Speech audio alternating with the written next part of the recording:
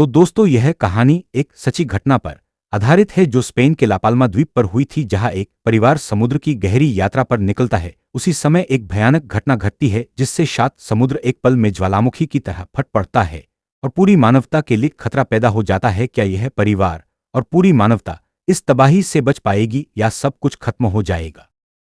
तो चलिए शुरू करते हैं। कहानी की शुरुआत एक युवती से होती है जो छुट्टियां मना रही होती है। तभी उसे अचानक पता चलता है कि उसका एक कान का झुमका गायब है। पहले उसे लगता है कि शायद फोटो खींचते वक्त वो गलती से समुद्र में गिर गया होगा। पास में खड़ी उसकी सबसे अच्छी दोस्त बिना कुछ सोचे तुरंत समुद्र में कूद जाती है ताकि वो खोया हुआ झुमका ढूंढ सके। लेकिन अगले ही पल समुद्र के अंदर से एक अजीब सी आवाज आने लगती है और पानी उबलने लगता है।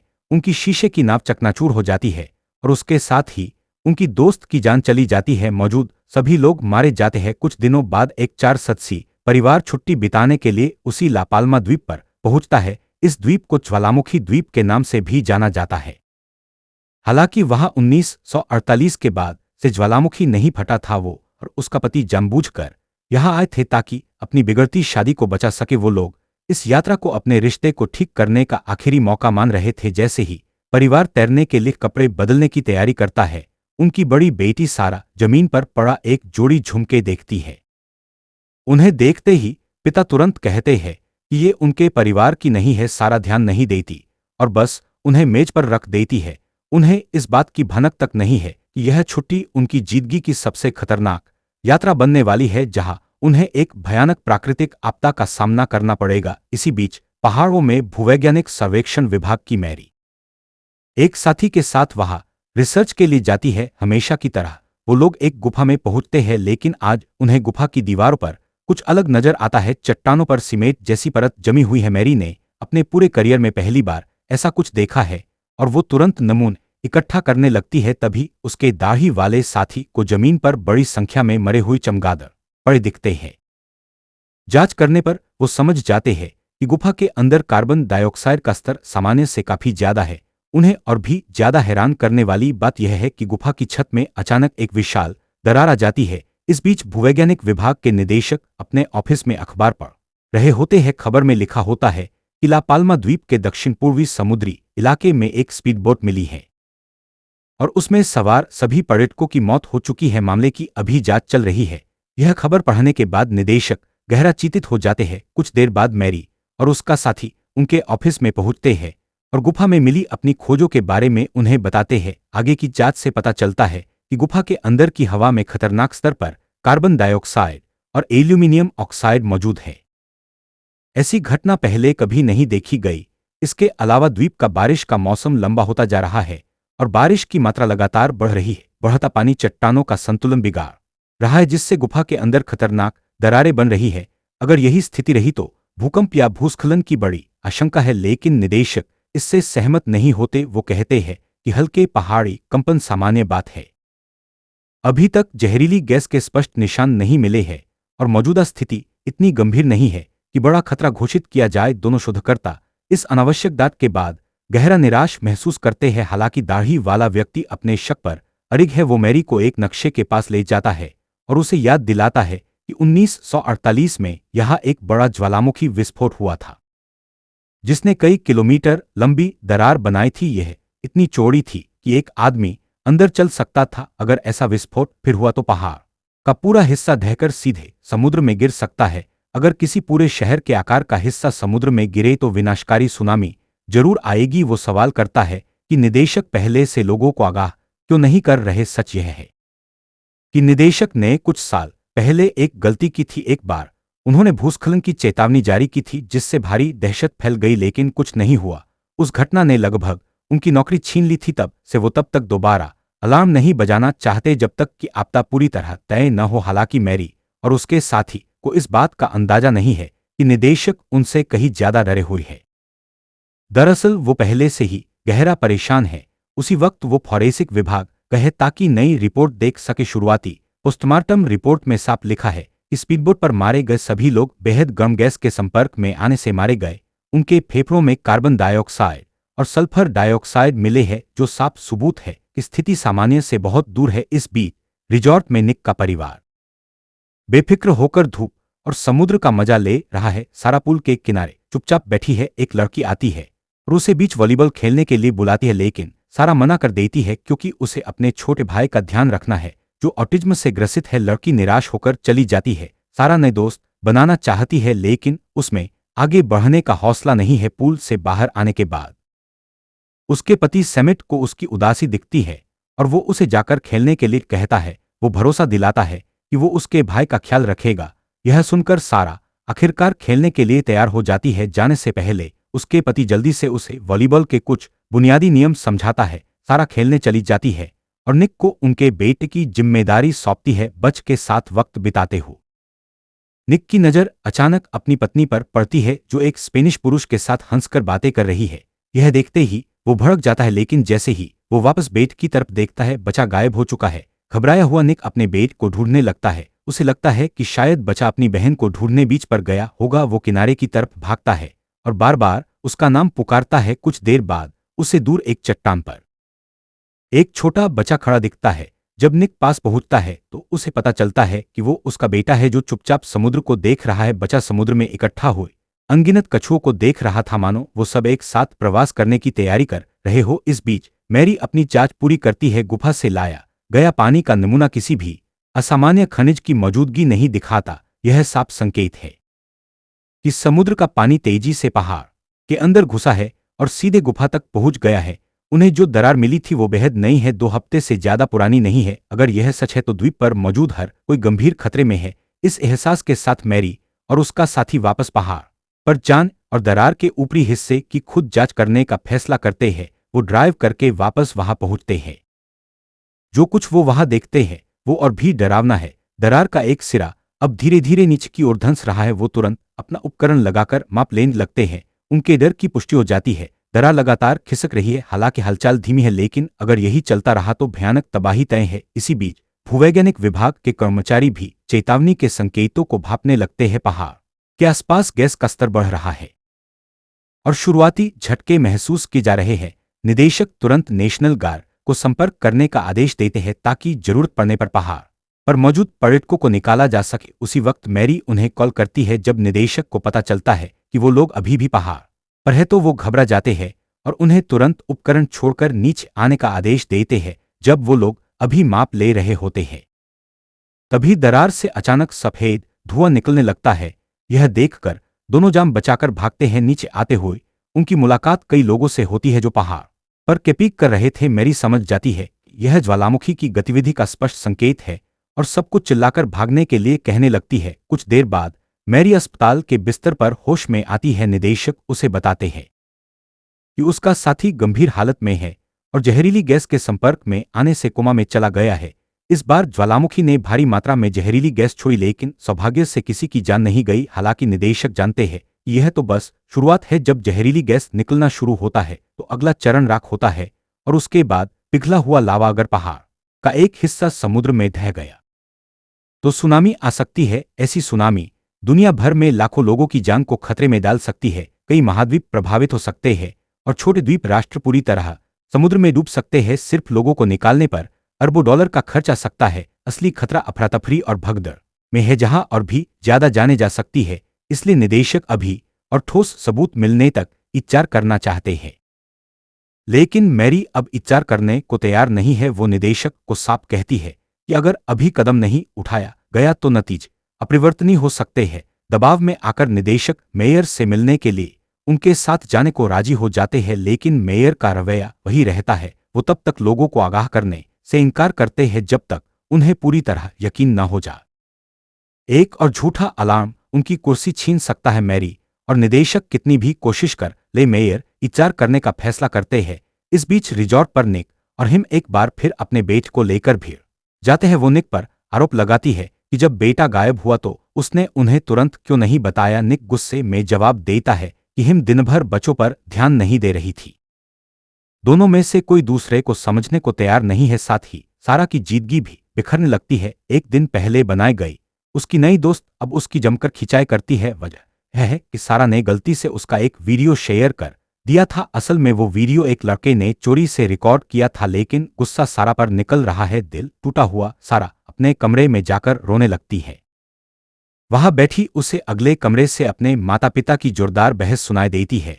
अब उसे वहां एक पल भी रुकना मंजूर नहीं है। चुपचाप वो निकल जाती है और एयरपोर्ट पहुंच जाती है। वहां से वो नॉर्वे में अपने अंकल को कॉल करके रिटर्न टिकट बुक करने को कहती है। अंकल पूछता है कि वो अकेले क्यों जाना चाहती है, लेकिन सारा कोई जवाब नहीं देती। कॉल खत्म होने के बाद अंकल चिंतित हो जाता है और अपनी बहन हिम को फोन करता है, लेकिन हिम उस वक्त योगा कर रही होती है और फोन की घंटी सुन ही नहीं पाती। इस बीच भूवैज्ञानिक विभाग के पास और भी चिंताजनक खबरें आने लगती है। द्वीप पर लगातार सूक्ष्म झटके आ रहे हैं और उनका केंद्र धीरे धीरे ऊपर की ओर बढ़ रहा है। यह साफ संकेत है कि ज्वालामुखी कभी भी फट सकता है। निदेशक तुरंत एयर ट्रैफिक कंट्रोल को आदेश देते हैं कि ला पाल्मा द्वीप से आने जाने वाली सभी उड़ान रोक दी जाए। ज्वालामुखी की राख विमान के इंजन को गंभीर नुकसान पहुंचा सकती है और प्लेन क्रैश हो सकता है, लेकिन यह चेतावनी बहुत देर से आती है। अचानक पहाड़ से एक छोटा लेकिन जबरदस्त विस्फोट होता है, जिसे सुनकर सब स्तब्ध रह जाते हैं। उसी पल सारा ले जाने वाला प्लेन रनवे पर तेजी से दौड़ रहा होता है। पायलट को एयर ट्रैफिक कंट्रोल से टेक ऑफ रद्द करने का निर्देश मिलता है, लेकिन छोटे रनवे की वजह से विमान को उड़ान भरनी ही पड़ती है। इसी बीच हिम को आखिर अपने भाई का मिस्ड कॉल दिखता है और वो तुरंत वापस कॉल करती है। जब उसे पता चलता है कि सारा एयरपोर्ट चली गई है तो वो घबरा जाती है और अपने पति को ढूंढने दौड़ पड़ती है। फिर घनी ज्वालामुखी राख के बीच से एक विमान की गर्जन सुनाई देती है। अगले ही पल आसमान में जबरदस्त धमाका होता है। हिम डर से अपना चेहरा ढक लेती है। उसे पता नहीं उसकी बेटी उस प्लेन में थी या नहीं। जैसे ही पति पत्नी एयरपोर्ट के लिए निकलने लगते हैं, हिम को अपने भाई का मैसेज मिलता है। विदेश मंत्रालय में काम करने वाले उनके भाई को प्लेन क्रैश की जानकारी पहले ही मिल चुकी है। बचाव दल पहले से ही काम पर है और सभी बचे हुए लोगों को द्वीप के इकलौते अस्पताल में ले जाया जा रहा है। जब हिम और निक अस्पताल पहुंचते हैं तो वो घंटों सारा को ढूंढते हैं, लेकिन नहीं मिल पाते। स्टाफ उन्हें उड़ान की यात्री सूची दिखाता है। जिन लोगों के नाम के आगे निशान लगा है उन्हें अस्पताल लाया जा चुका है, जबकि बाकी को लापता दर्ज किया गया है। सारा का नाम सूची में है, लेकिन उसके नाम के आगे कोई निशान नहीं है। ये देखकर दोनों पूरी तरह टूट जाते हैं। थके हुए और टूटे दिल के साथ वो होटल लौट आते हैं। समझ नहीं आता कि अब क्या करे, लेकिन जब वो अपने कमरे का दरवाजा खोलते हैं तो हकाबका रह जाते हैं। सारा सुरक्षित अंदर बैठी है। असल में सारा जब प्लेन में चढ़ने ही वाली थी तभी उसकी दोस्त का मैसेज आया था। उसकी दोस्त ने सच्चे दिल से माफी मांगी थी और क्षमा मांगी थी। सारा ने आखिरी वक्त पर प्लेन न चढ़ने का फैसला किया। बाद में उसकी दोस्त को भी एहसास हुआ इसी मैसेज ने अनजाने में सारा की जान बचा ली थी। इस त्रासदी के बाद उनकी दोस्ती और भी मजबूत हो जाती है। इस बीच भूवैज्ञानिक विभाग की स्थिति लगातार बिगड़ती जा रही है। वैज्ञानिक मानते हैं कि द्वीप को तुरंत खाली कराया जाना चाहिए, लेकिन मेयर अभी भी मना कर रहे हैं। उनका तर्क है कि ऐसी घोषणा से अफरा-तफरी मचेगी और भगदड़ में जाने जा सकती है। ज्वालामुखी की राख पहले भी आ चुकी है बिना किसी बड़े नुकसान के, और एक और झूठा अलार्म सबकी नौकरी छीन सकता है। जब निदेशक को पता चलता है कि लोगों को अभी भी नहीं बताया जा रहा तो वो खुद एक निजी फैसला लेते हैं। वो अपने सभी कर्मचारियों को तुरंत द्वीप छोड़ने का आदेश देते हैं और खुद ड्यूटी पर तैनात आखिरी व्यक्ति बनकर रुकने का फैसला करते हैं। मैरी को यह फैसला पसंद नहीं आता, लेकिन उसकी अपने छोटे भाई की जिम्मेदारी भी है। कुछ देर बाद उसे पता चलता है कि उसका भाई नशे में धुत है और एक बार में उत्पात मचा रहा है। मैरी वहां उसे संभालने जाती है, लेकिन पुलिस उसकी पकड़ लेती है और आधिकारिक काम में बाधा डालने के आरोप में गिरफ्तार कर लेती है। जब भाई को होश आता है तो उसे अपनी गलती का एहसास होता है। वो पुलिस स्टेशन जाकर उससे मिलता है और सबसे अच्छा वकील करने का वादा करता है, लेकिन वक्त कम होता जा रहा है। ज्वालामुखी कभी भी फट सकता है। अब सवाल यह है कि ये दोनों भाई बहन इस खतरे के द्वीप से कैसे बचेंगे, लेकिन यह तो सिर्फ शुरुआत है। इलाके में रहने वाले लोग जानते हैं कि जब ज्वालामुखी राख उगलना शुरू करता है तो अगला चरण आमतौर पर पूरा विस्फोट होता है। अगर ऐसा हुआ तो पहाड़ का पूरा हिस्सा समुद्र में ढह सकता है, जिससे सैकड़ों मीटर ऊंची विशाल सुनामी उठेगी। यह इतिहास की सबसे बड़ी प्राकृतिक आपदाओं में से एक हो सकती है। रात के दौरान ज्वालामुखी से फिर से सफेद धुआं उठने लगता है, मानो कोई सोया हुआ दानव जागने वाला हो। उसी वक्त निक और उसका परिवार अभी भी पानी में बाहर है और उन्हें खतरे का बिल्कुल अंदाजा नहीं है। उन्हें पता नहीं कि तबाही धीरे धीरे उनकी तरफ बढ़ रही है। तभी अचानक फोन बजता है। हिम जवाब देती है और देखती है कि कॉल उसके भाई की है। वो बताता है कि सरकार को स्थिति पहले से पता है, लेकिन व्यापक दहशत फैलने से रोकने के लिए जानकारी छुपाई जा रही है। उसने चुपके से उनके लिए एक फेरी बुक कर ली है जो उन्हें कुछ ही मिनटों में पास के टेनरेप द्वीप पर पहुंचा देगी। वहां से वो घर जाने वाली अगली उड़ान पकड़ सकते हैं। फेरी के रवाना होने में बस 20 मिनट बचे हैं और बचने का मौका तेजी से फिसल रहा है। भाई की चेतावनी सुनकर हिम बिना वक्त गंवाए चुपचाप अपने पति और दोनों बच्चों के साथ निकलने की तैयारी करती है, लेकिन सारा अपनी दोस्त शेरी को भी साथ ले जाने पर अड़ जाती है। वो बार बार उसे कॉल करती है लेकिन कोई जवाब नहीं आता। जब हिम कहती है कि अब बहुत देर हो चुकी है और कभी भी सुनामी आ सकती है, तो सारा मजबूरन परिवार के साथ चलने को मजबूर हो जाती है। जैसे ही वो बाहर निकलते हैं उन्हें पता चलता है कि सड़क पर एक भी टैक्सी नहीं है। वक्त कम होता जा रहा है। तभी निक को एक तरकीब सूझती है। वो अचानक एक ट्रक रोकता है और जल्दी से अपने पूरे परिवार को अंदर बिठा लेता है। इससे पहले कि ट्रक के चालक कुछ समझ पाते निक गाड़ी लेकर भाग जाता है। कुछ देर बाद वही मजदूर उनका पीछा करते हुए फेरी टर्मिनल पहुंच जाते हैं। अपने परिवार की सुरक्षा के लिए निक हिम और बच्चों को तुरंत फेरी पर चढ़ने को कहता है। निक पीछे रह जाता है और मजदूर उसे घेर कर मारने लगते हैं। आखिर में निक अपना बटुआ निकालकर उन्हें दे देता है। तभी वो लोग उसे जाने देते हैं, लेकिन तब तक बहुत देर हो चुकी है। निक बेबस होकर देखता रहता है कि उसका परिवार लेकर फेरी धीरे धीरे आगे बढ़ रही है। इस बीच शेरी बीच पर होती है। उसे अपने फोन पर कई मिस कॉल दिखते हैं और वो जल्दी से सारा को वापस कॉल करती है। सारा उसे बताती है कि किसी तरह टेनेरेप पहुंच जाए वरना जल्दी ही भागना मुश्किल हो जाएगा। कुछ मिनटों बाद जबरदस्त झटका शुरू होता है। ऑफिस में अकेले बैठे निदेशक को तुरंत एहसास हो जाता है कि खतरा अपने चरम पर पहुंच गया है। वो मेयर के ऑफिस को कॉल करके मांग करते हैं कि तुरंत आपातकालीन निकासी का अलार्म जारी किया जाए। फेरी न पकड़ पाने की वजह से निक स्पीडबोट किराए के केंद्र पर पहुंचता है और टेनरेप जाने के लिए नाव लेने की कोशिश करता है, लेकिन जैसे ही आपातकालीन अलार्म बजता है स्टाफ उसकी मदद करने से इनकार कर देता है। उसी वक्त होटल पर मिला उसका एक दोस्त वहां पहुंचता है और बताता है कि उसने एक नाविक को रिश्वत दे दी है। दोनों किनारे की तरफ भागते हैं जहां नाविक पहले से इंतजार कर रहा है। उसने निक के लिए आखिरी सीट पक्की कर दी है। राहत की सांस लेते हुए वो नाव पर चढ़ने की तैयारी करते हैं, लेकिन तभी पीछे ज्वालामुखी फट पड़ता है। ठीक उसी वक्त जब नाव रवाना होने वाली होती है, एक महिला अपनी गोद में बच्चे को लेकर दौड़ती हुई आती है। वो रो रो कर मदद मांगती है और कहती है कि उसका बच्चा बहुत छोटा है, उसे बचाया जाना चाहिए। निक एक पल रुकता है और फिर चुपचाप अपनी सीट उस महिला और उसके बच्चे को दे देता है। यह देखकर उसका दोस्त गहरा प्रभावित होता है, लेकिन निक चुपचाप वहां से चला जाता है। अस्पताल में दाढ़ी वाले वैज्ञानिक को ज्वालामुखी विस्फोट की आवाज से नींद टूटती है। जब वो बाहर जाता है तो तुरंत स्थिति की गंभीरता समझ आ जाती है। फिर भी वो घबराता नहीं क्योंकि उसे इसका अंदेशा पहले से था। वो कपड़े बदलकर सीधे निदेशक के ऑफिस जाता है ताकि शायद उनके आखिरी पलों में उनके साथ खड़ा रहे। इस बीच निक दूर पहाड़ से उठती आग और लावा को देख रहा होता है। उसे नहीं पता कि अब कहा जाए। आखिर में वो हिम को कॉल करके कहता है कि वो बच्चों का ख्याल रखे, हो सकता है वो कभी वापस न लौट।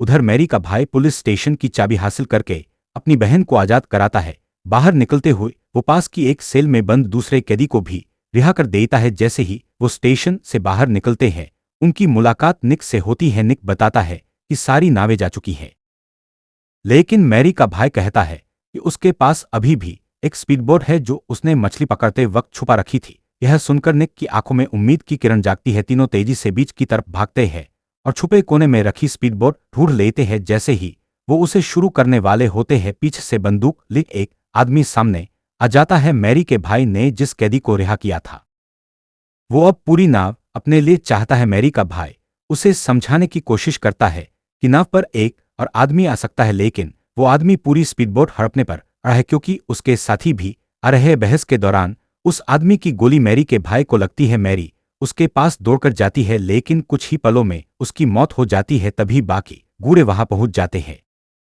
निक जल्दी से मैरी का हाथ पकड़कर उसे नाव पर धकेल देता है। उसके पास बंदूक है इसलिए बाकी हिल नहीं पाते। दोनों नाव शुरू करके ज्वालामुखी के द्वीप को निगलने की दहलीज पर छोड़कर भाग निकलते हैं। उसी पल निक को अपने फोन पर जीवनसाथी के भाई का मैसेज मिलता है। वो समझाता है कि टेनरेप पर एक सुरक्षित क्षेत्र है और वहां पहुंचना ही बचने का एकमात्र तरीका है।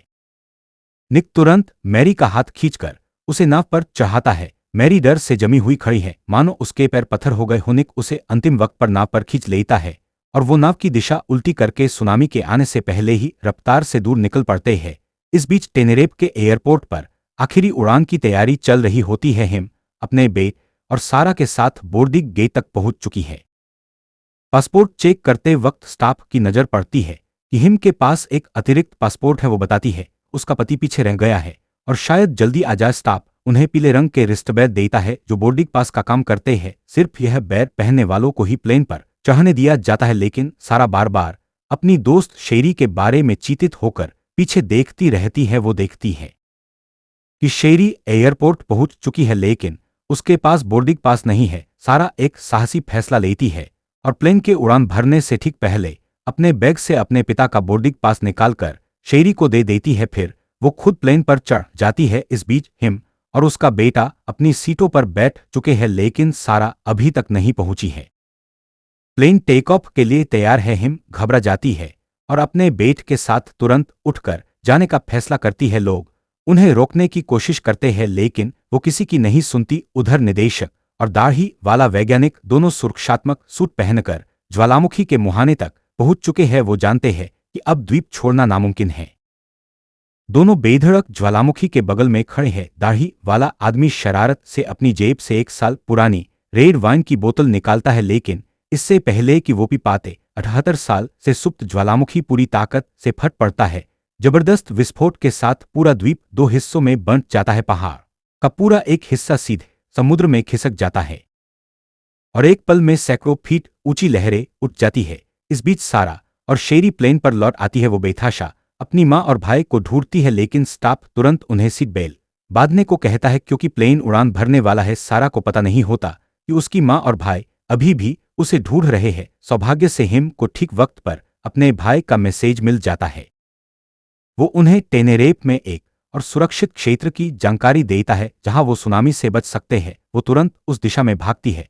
उसका ऑटिज्म से ग्रसित बेटा जो भूगोल में बेहद प्रतिभाशाली है, सेकेरो में सुरक्षित स्थान की गणना कर लेता है। कुछ पास के एयरपोर्ट कर्मचारी भी उनका पीछा करते हैं। तभी सुनामी की विशाल लहर एयरपोर्ट की तरफ बढ़ने लगती है। जैसे ही प्लेन रनवे पर लैंड करने लगता है, जमीन फट जाती है। उधर निक और मैरी अपनी स्पीडबोट से सुरक्षित क्षेत्र की तरफ दौड़ रहे हैं। उनके फोन की बैटरी खत्म हो जाती है, लेकिन वो अंतिम क्षण में सुरक्षित क्षेत्र में पहुंच जाते हैं। जब वो किनारे पर उतरते हैं तो देखते हैं कि वहां पहले से ही बहुत से लोग इकट्ठा हो चुके हैं।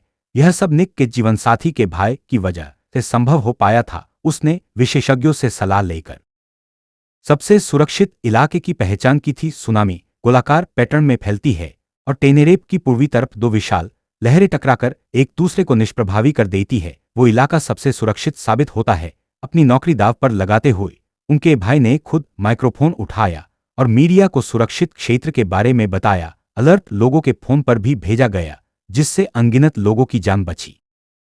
लेकिन निक इधर-उधर देखता है तो उसे अपनी पत्नी और बच कहीं नहीं दिखते। दूसरों से उसे पता चलता है कि पूरा द्वीप तबाह हो चुका है और आखिरी उड़ान क्रैश हो गई थी। निक टूट जाता है। उसे लगता है कि शायद वो अपने परिवार का इकलौता जिंदा बचा सदस्य है। तभी दूर से एक जानी पहचानी आवाज सुनाई देती है। हैरानी की बात यह है कि प्लेन क्रैश से कुछ लोग बच निकले हैं। सारा को होश आ जाता है जबकि शेरी बेहोश पड़ी है। सारा तुरंत शेरी को जमीन पर लिटाकर सीपीआर देने लगती है। एक फ्लाई अटरेट की मदद से शेरी की सांस लौट आती है। जब वो प्लेन से बाहर निकलती है तो चारों तरफ का मंजर पूरी तरह तबाह दिखता है। सुनामी ने दुनिया के कई हिस्सों को नष्ट कर दिया है। कुछ छोटे द्वीप राष्ट्र पूरी तरह पानी में डूब चुके हैं। निक और हिम को डर सता रहा है कि शायद वो सारा को फिर कभी नहीं देख पाएंगे, लेकिन तभी एक बचाव हेलीकॉप्टर पहुंचता है। उनका बेटा सबसे पहले सारा को पहचान लेता है। अविश्वसनीय रूप से भारी तबाही के बावजूद पूरा परिवार आखिरकार एक हो जाता है। बस एक ही इंसान है जो दूर खामोश खड़ा है, मैरी, जिसने इस आपदा में अपने भाई को खोया है। उसे पता है कि अब उसकी जिंदगी कभी पहले जैसी नहीं रहेगी। तो दोस्तों, वीडियो पसंद आए तो लाइक करें और अपने दोस्तों को शेयर करें। हम फिर मिलेंगे एक और शानदार कहानी के साथ।